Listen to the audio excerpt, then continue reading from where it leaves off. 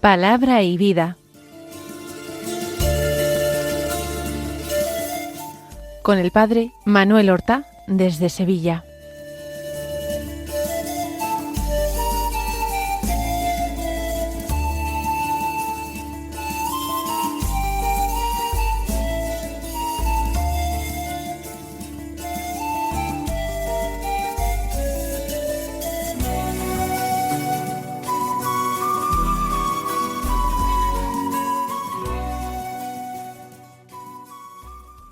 En el nombre del Padre, y del Hijo, y del Espíritu Santo. Amén. Alabados sean Jesús y María. Muy buenos días, queridos amigos, oyentes de Radio María y seguidores del programa Palabra y Vida. Hoy es el lunes de la primera semana del Adviento. Y este lunes es el primer día del mes, el 1 de diciembre. Por tanto, tenemos delante de nosotros un Adviento que nos va a durar 24 días, un día de Navidad que vendrá a continuación y que este año cae en jueves, y después otras preciosas celebraciones. Antes, el lunes, después del segundo domingo del Adviento, tendremos la solemnidad de la Inmaculada Concepción de la Virgen María. Y ya hemos empezado seguramente su novena. Con frecuencia se dice que el Adviento son 4 semanas. En realidad son 4 domingos. Y a veces apenas queda reducido a 3 semanas y un día. Eso ocurre cuando el día de Navidad coincide el lunes y el día anterior, cuarto domingo, día de la Nochebuena, es el cuarto de Adviento. Este año no, tendremos algo más de 3 semanas y media de Adviento, como hemos dicho antes. Durante el Adviento, la Iglesia nos invita a aprender a mirar, o a limpiar nuestra mirada, o a despertar.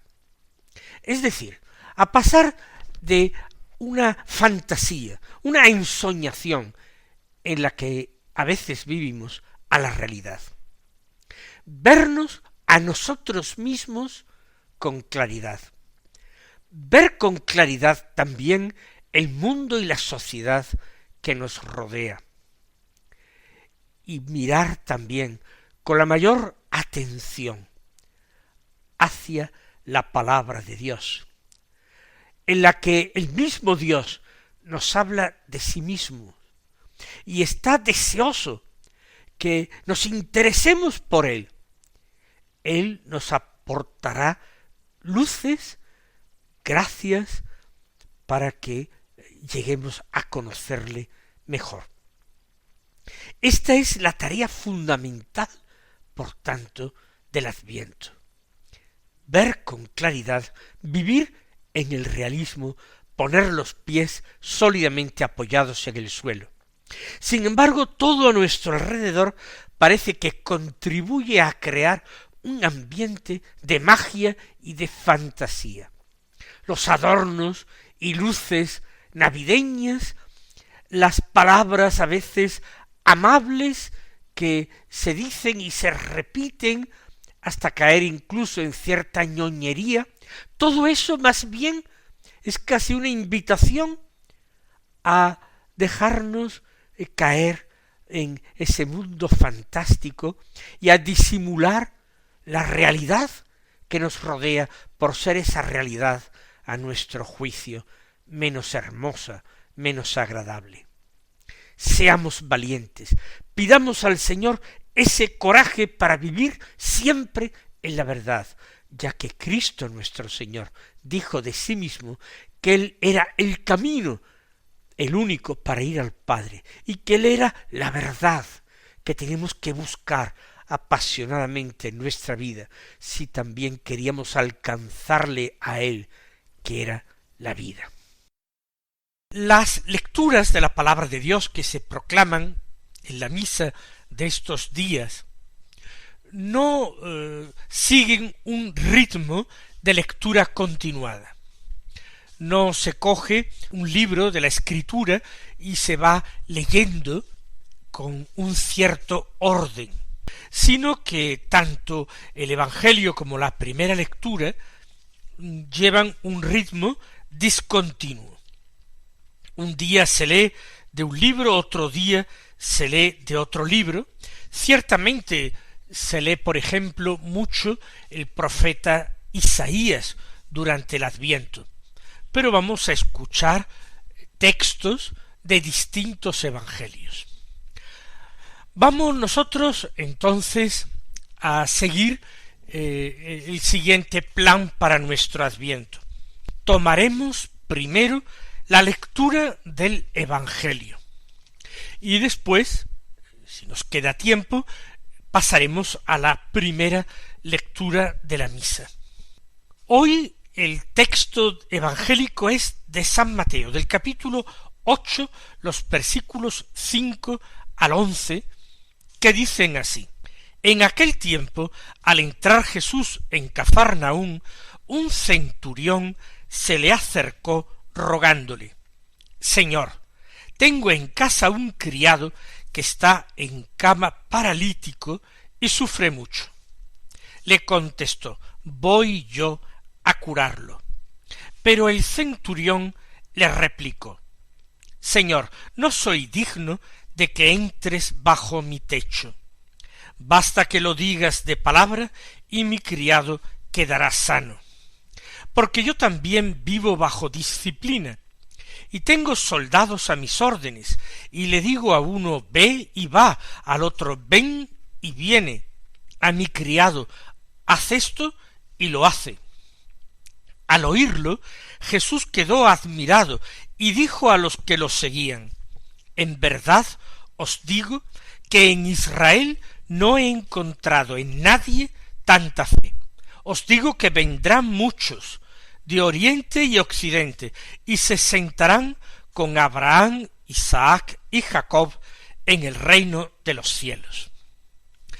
Hemos escuchado el episodio de la curación del criado del centurión. Pero este texto lo cuentan de diversa manera los distintos evangelistas. En concreto, San Lucas, en el capítulo 7 de su Evangelio, lo narra, pero presentando no una petición directa del centurión a Jesús. En el Evangelio de San Lucas, el centurión y Jesús no se llegan a encontrar, sino que el centurión envía a ciertas personas a Jesús para hacerle el ruego. Aquí en San Mateo, el texto nos presenta al centurión yendo en persona a Jesús en Cafarnaún a presentar su necesidad. Le dice: Señor, tengo en casa un criado que está en cama paralítico y sufre mucho. Le da a Jesús el tratamiento de Señor, y esto ya resulta admirable. Es un tratamiento de extraordinario respeto, que en el ejército romano sólo se daría a las más altas jerarquías del ejército y del imperio. Aquí el centurión se lo da a un judío como Jesús, que es un hombre pobre, un hombre que aparentemente no tiene poder sobre otros hombres, un hombre que no tiene criados, que no manda sobre nadie, ni siquiera tiene una familia para mandar sobre sus propios hijos o sobre su mujer. Pero el centurión conoce lo que se dice de Jesús, sabe que Jesús ha hecho muchos signos y prodigios en medio del pueblo, que ha obrado milagros, y que esos milagros han devuelto la salud a personas que parece que no tendrían esperanza. Jesús ha devuelto vista a ciegos y ha limpiado a leprosos. Ha dado la movilidad de nuevo a miembros que estaban paralizados. Ahora el criado está en cama paralítico. Sufre mucho. No sabemos de qué enfermedad se trata. No dice San Mateo si lleva mucho tiempo en esta situación. Pero el centurión muestra un gran corazón. Por una parte, tiene fe en Jesús, puesto que acude personalmente a él. Se rebaja él, que tiene una posición social, una autoridad y un poder, viene a Jesús, le llama Señor y le ruega. Y por otra parte no está rogando por él mismo, ni siquiera por alguien de su sangre, de su familia, está rogando por un criado, en principio por alguien inferior, un subordinado, que por otra parte le obedece, según él mismo afirma, le digo a mi criado, haz esto y lo hace. Aunque el centurión no le ha dicho nada en concreto a Jesús, no le ha dicho ven a mi casa, ni le ha dicho cura a mi criado, solamente se ha limitado a presentar su necesidad. Jesús le dice voy yo a curarlo. Es una actitud, la de Jesús, no demasiado frecuente. Ciertamente ya había ocurrido en otros contextos. Por ejemplo, cuando aquel hombre jefe de sinagoga, llamado Jairo, había ido a Jesús a pedir por la salud de su hijita de 12 años que estaba en las últimas, estaba muy grave. De hecho, cuando Jesús llega a la casa, la niña había muerto. Jesús también se aviene a acompañarlo. Lo que ocurre es que, a diferencia de Jairo, que le había pedido expresamente ven a mi casa, el centurión no se ha expresado así. ¿Por qué no ha dicho tal cosa el centurión? El centurión romano sabía perfectamente que los judíos consideraban impura la casa de un gentil y que procuraban no pisar la casa de los gentiles para no tener que someterse luego a ritos de purificación. Recuerden ustedes cómo el Viernes Santo los miembros del Sanedrín no quieren entrar en la fortaleza donde reside provisionalmente por la Pascua Poncio Pilato, para no quedar impuros y así poder comer la Pascua. El centurión, que conoce estas normas religiosas y conoce estos escrúpulos de los judíos, sabe también que Jesús es un hombre muy religioso, un hombre que no habla sino de Dios. En opinión del centurión, Jesús debe guardar también con todo rigor esos preceptos, esas normas. Por eso no se atreve ni se le ocurre invitarlo a su casa. Le sorprendería la respuesta de Jesús: voy yo a curarlo. ¿Qué quiere decir el Señor? Se va a acercar a su casa, desde la puerta va a llamar al enfermo y lo va a curar. Sin embargo, el centurión no deja de sorprendernos, porque ahora le dice: Señor, repite el tratamiento, no es casualidad la palabra empleada. Yo no soy digno de que entres bajo mi techo. ¿Por qué? Porque yo soy un pagano, soy un gentil, y tú judío.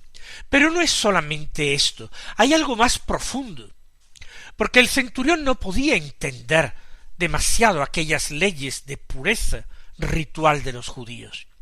Pero el centurión sí sabe que él es un hombre pecador, un hombre que seguramente no vive de acuerdo con ninguna religión. De hecho, la religión clásica de los romanos en tiempos de Jesús era creída y seguida por muy poca gente.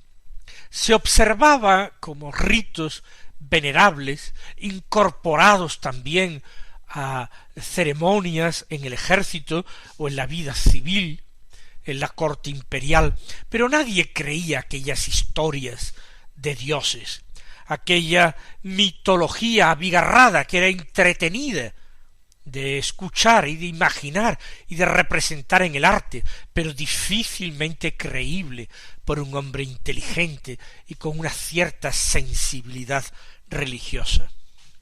El centurión es un hombre que no vive de acuerdo con las normas, los preceptos de una religión.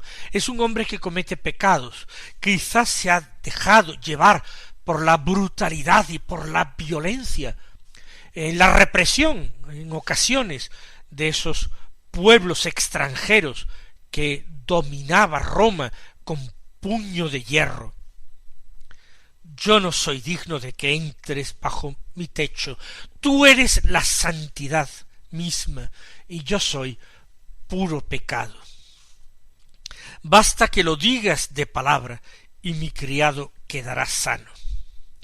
El centurión cree que Jesús tiene un poder no solamente como el suyo, sino superior al suyo. Jesús tiene una palabra, basta con que lo digas de palabra. El centurión tiene una palabra que debe ser obedecida. Le dice a un soldado, ve y va, y al otro le digo, ven y viene. Soy obedecido, mi palabra tiene autoridad. También, no sólo a los soldados, a mis criados le digo, este criado hace esto y lo hace.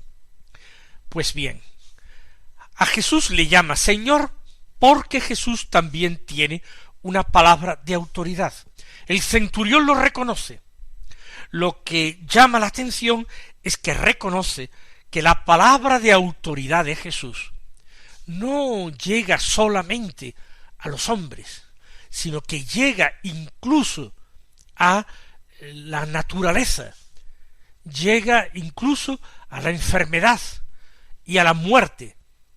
Si tú lo dices de palabra, si lo mandas con tu autoridad, la enfermedad va a desaparecer. Mi criado va a quedar sano. Esta fe es extraordinaria, una fe en la palabra de Dios.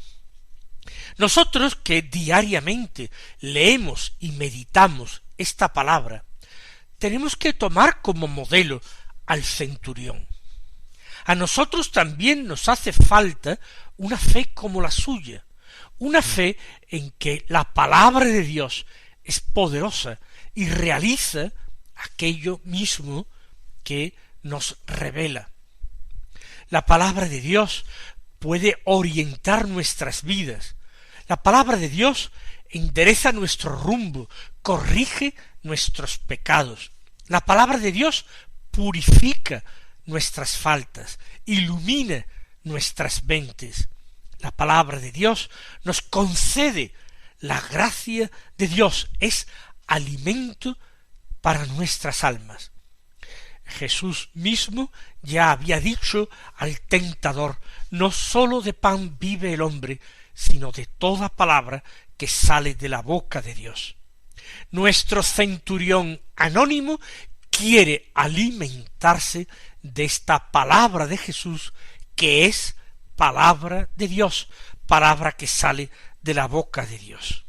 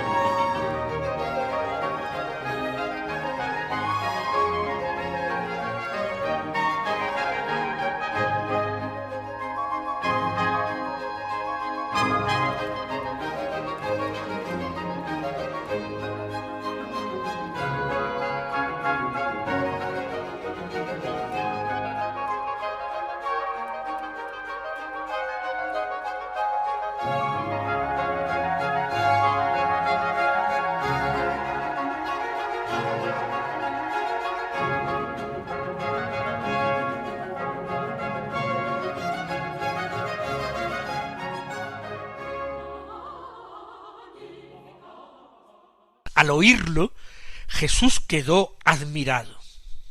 Nosotros nos admiramos, pero el mismo Hijo de Dios quedó admirado y dijo: en verdad os digo que en Israel no he encontrado en nadie tanta fe, en ningún miembro del pueblo creyente, del pueblo que había recibido las promesas, del pueblo a quien se habían enviado los profetas, del pueblo elegido por Dios para comunicársele que había recibido la ley. En ninguno en Israel he encontrado tanta fe. Y esto lo dice Jesús a los que le siguen, a sus discípulos. Y a continuación enseñó: os digo que vendrán muchos de oriente y occidente y se sentarán con Abraham, Isaac y Jacob en el reino de los cielos. Abraham, Isaac y Jacob son los patriarcas, son los antepasados de Israel, son el origen del pueblo de Dios. Ellos gozan de la bienaventuranza. Esta comida a la que son invitados, este banquete de los patriarcas, es el banquete de los justos, el banquete de los amigos de Dios.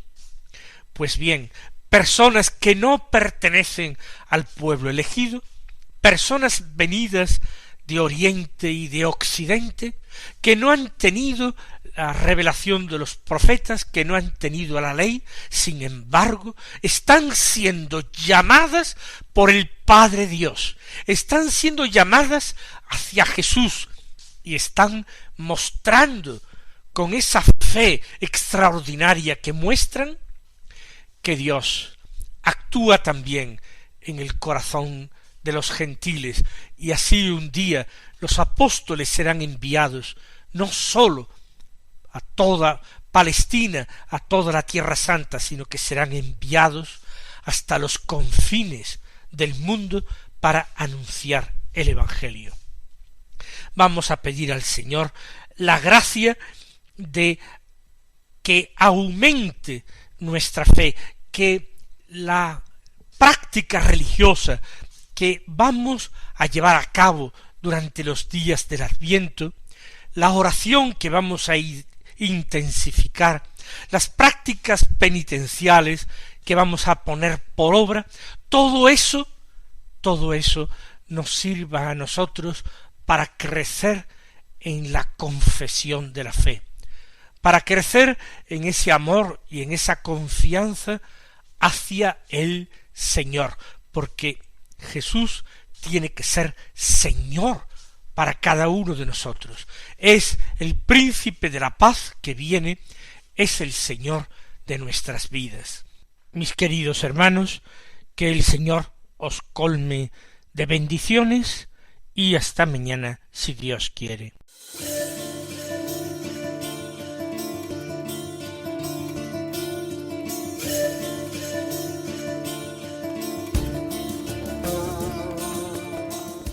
Han escuchado en Radio María Palabra y Vida, un programa que dirige el Padre Manuel Horta.